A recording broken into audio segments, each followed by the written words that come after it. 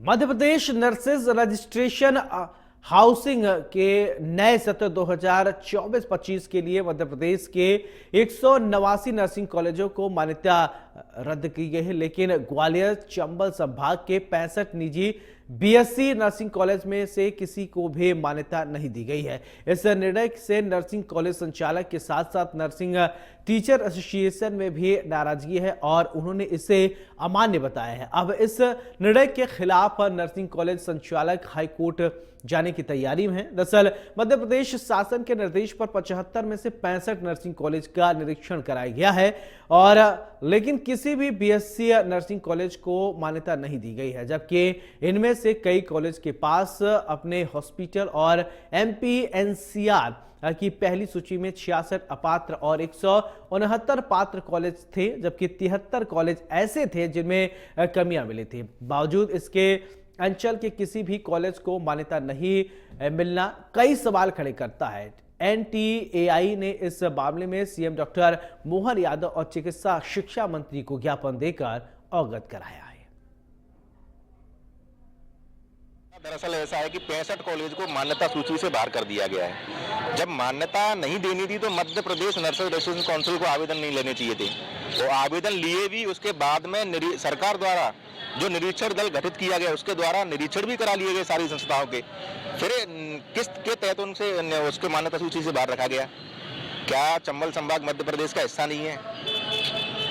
क्या लगता है आपको? मेरे को ऐसा है कि सौतेला व्यवहार किया गया है चंबल संभाग के साथ में, ऐसा नहीं करना चाहिए। और यहाँ पे काफ़ी कॉलेज हैं और छात्र छात्राएं भी बच्चे दिखे हैं, तो इससे क्या है कि मान्यता सूची में इनको जोड़ना चाहिए मेरे हिसाब से। जो तो नहीं है कि ग्वालियर अंचल में जो नर्सिंग को लेकर लगातार जो खबरें आ रही थी, नहीं, देखो जो खबरें आ रही हैं वो सारी मोस्ट ऑफ झूठी खबरें रहती हैं। मैं आपको बता दूं, यदि योग्य सुटेबल कॉलेज है तो उसको मान्यता जारी कर देनी चाहिए। इन्होंने पहले भी हाईकोर्ट के द्वारा निरीक्षण करा लिए गए थे।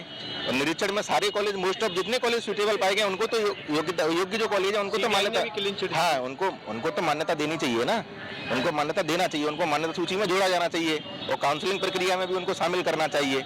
तो ऐसे में क्या लगता नहीं है कि जो नर्सिंग कॉलेज संचालक है उनको एक बड़ी परेशानी का सामना करना, बहुत बड़ी परेशानी का सामना करना पड़ रहा है। नर्सिंग कॉलेज संचालक के साथ साथ में कॉलेज में पढ़ाने वाले शिक्षकों को भी सामना करना पड़ रहा है उस चीज़ का। छात्र छात्राएं भी उस चीज़ के भुगत हो गई हैं। तो आपकी क्या मांग है? हमारी मांग यही है कि उनको मान्यता सूची में शामिल किया जाए। जो योग्य नर्सिंग कॉलेज हैं उनको वाकई में जो योग्यता रखते हैं कॉलेज और एलिजिबल कॉलेज हैं उनको मान्यता सूची में जारी किया जाना चाहिए, उनको जोड़ा जाना चाहिए।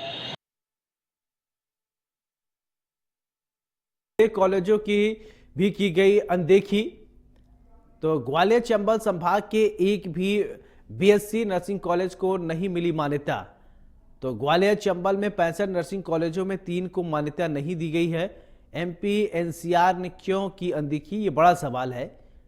तो बड़ी जानकारी है ये। नर्सिंग कॉलेज संचालकों और नर्सिंग टीचर एसोसिएशन ने बताया, अन्याय करार दिया है कि अन्याय किया गया है।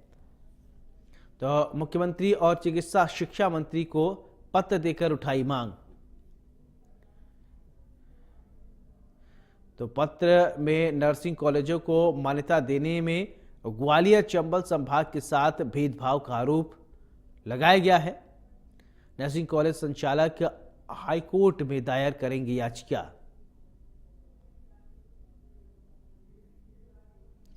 तो एमपी-एनआरसी